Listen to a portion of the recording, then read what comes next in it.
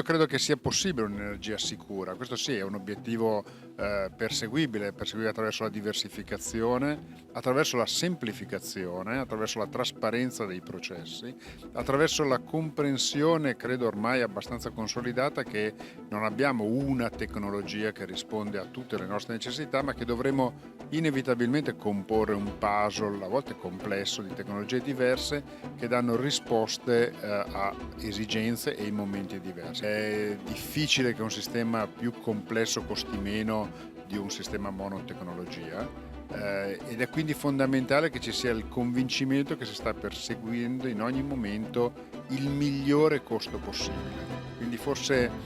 il concetto di costo basso è un concetto un po' troppo vago, il concetto di ottimo economico invece è un oggetto che possiamo perseguire, che dobbiamo perseguire sistematicamente se vogliamo procedere non tanto in una transizione, ma nella costruzione di un assetto energetico per il futuro.